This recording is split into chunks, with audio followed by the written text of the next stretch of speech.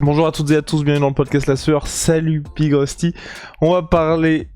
Salut monsieur. On va parler Big Rusty qui était en pleine opération. Là, ça ne rigolait pas aujourd'hui. Si vous avez apprécié le film Predator, vous apprécierez très certainement le week-end de Rusty dans la forêt. Bientôt sur vos écrans. Oui, non, c'était pas la forêt, mais c'était, il y avait du ménage à faire pour voilà, bref. Et il fallait Il y avait du salir les ménage mains. à faire dans les buissons, quoi. Voilà, Ouais. et il y avait aussi Marlon Vera contre Rob Font, c'est surtout pour ça que vous êtes là. Et Marlon Vera qui n'en finit plus de gagner finalement, qui s'est imposé par décision unanime face à Rob Font. Certes, il y a eu beaucoup plus de volume sur Rob Font, mais quand vous voyez la photo de fin de combat entre les deux hommes, il y a quelqu'un qui a pris sacrément cher, et c'est Rob Font malheureusement qui lui, voilà, nouveau coup d'arrêt pour lui. On en parle maintenant, générique Big Rusty. Swear.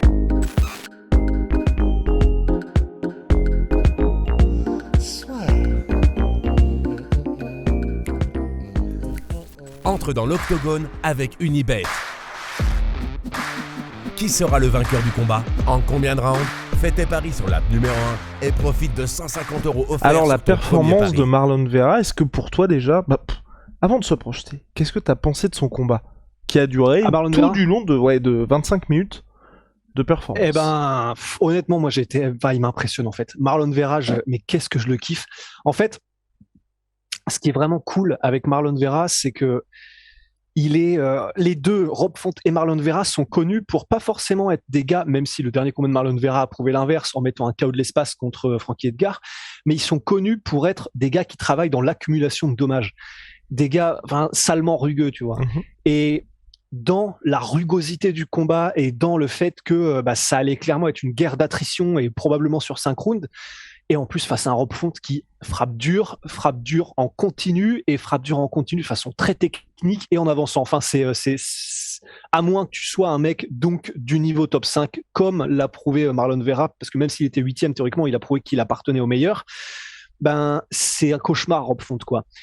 Et pourtant, franchement, Marlon Vera, il m'a impressionné parce que même s'il a encaissé aussi un salement, mais sa manière d'observer de sa sélection de coups, son coup d'œil, sa variété dans les attaques et même en attaque, il était très bon. Il a mis, je crois, à partir du 2e jusqu'au 4e round, il a mis genre à moitié un knockdown par round. Enfin, c'était la folie totale. Il en a mis 3 en tout, je crois, mais même au 5e, il a mis un truc genre un hook kick, un deuxième hook kick à Rob Font qui l'a salement mis un petit peu dans le mal.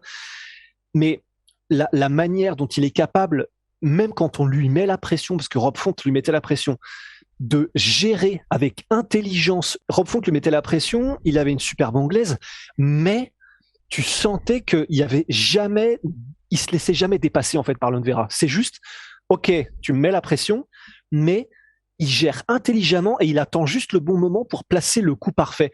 Parce que ce soit, alors au 2e round, ça vient d'un crochet du gauche. Je crois que le 3e, c'est un genou qui passe alors que du coup, Marlon Vera, Rob Font, on le voit au ralenti, attendait un coup au corps parce qu'il le blastait en middle depuis le début du combat, Marlon Vera. Et là, pour changer, boum, il attend le middle, il lui remet un espèce de genou qui remonte en uppercut, qui passe crème, nouveau knockdown. Le 4e round, c'est le fameux hook kick là, du coup.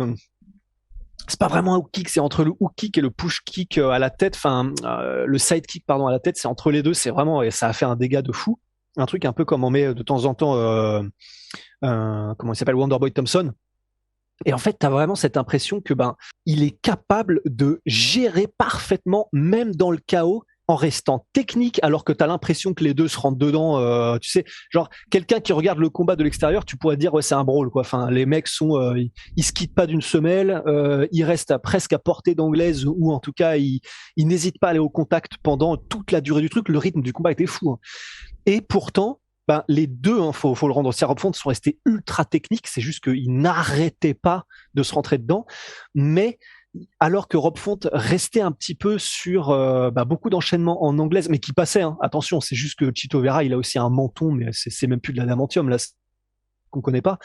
Mais même si les coups passaient de la part de Rob Font, il était un peu plus porté sur l'anglaise, même s'il variait beaucoup avec quelques low kicks, quelques front kicks. Mais c'est juste que il variait dans ses attaques, mais il y avait un côté peut-être un peu plus mécanique dans ses attaques, alors que j'ai eu l'impression, tu me diras si t'es d'accord, si vous étiez d'accord, que quand Chito Vera variait, c'était vraiment, il variait par intelligence parce qu'il avait vu des ouvertures et qu'il les créait lui-même.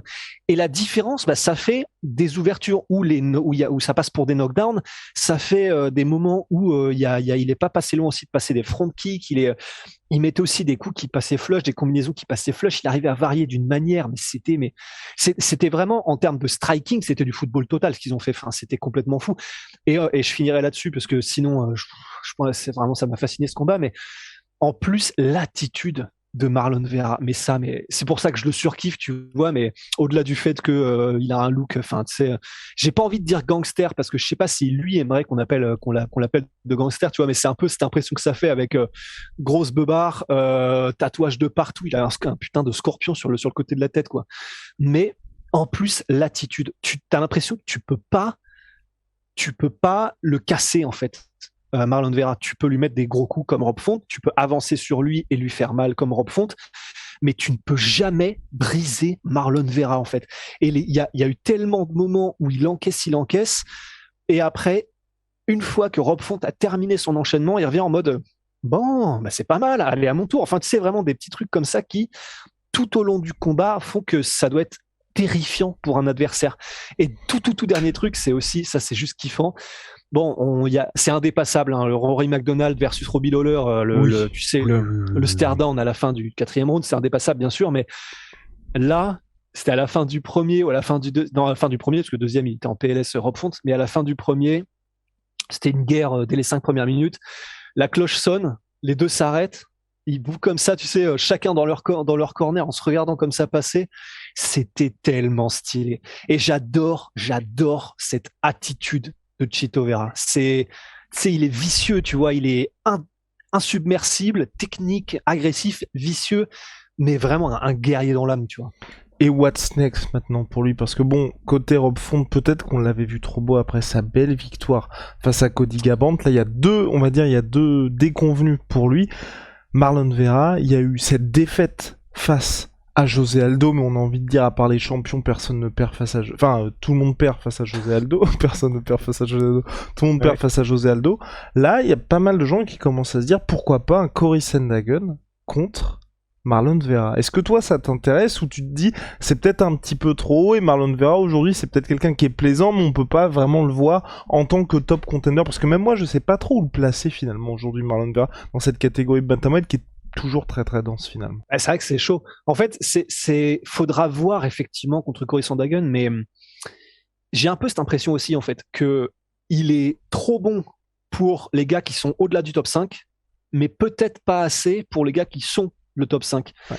Parce que c'est vrai que j'adore regarder Marlon Vera combattre, mais c'est vrai que contre Cory Sandhagen, déjà, c'est très chaud, je pense. Ce serait un beau combat, mais ah non, ce serait monstrueux comme combat. Mais c'est vrai que instinctivement, j'ai tendance à me dire que là, ce qui fait la différence là avec Marlon Vera, c'est qu'il est intelligent, mais tellement intelligent. Il analyse ce qui se passe, il s'adapte, il varie. Enfin, c'est une sélection de coups, mais magique.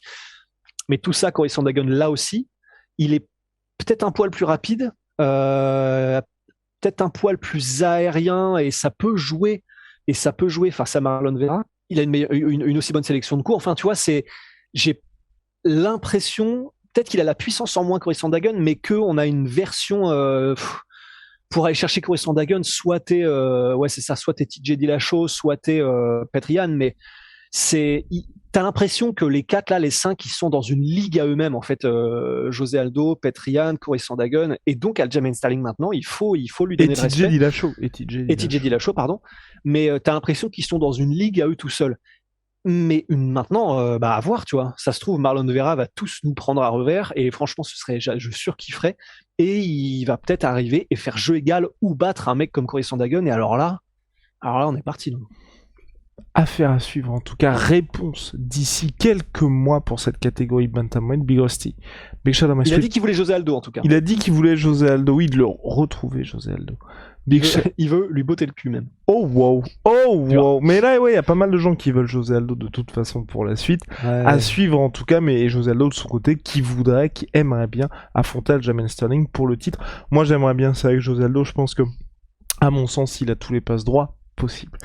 Big shout out à Sweet Pea. Sweet Protein, moins 38% sur tous mes protéines avec le code la sueur. Venom, sponsor de l'UFC, sponsor de la sueur. See ya.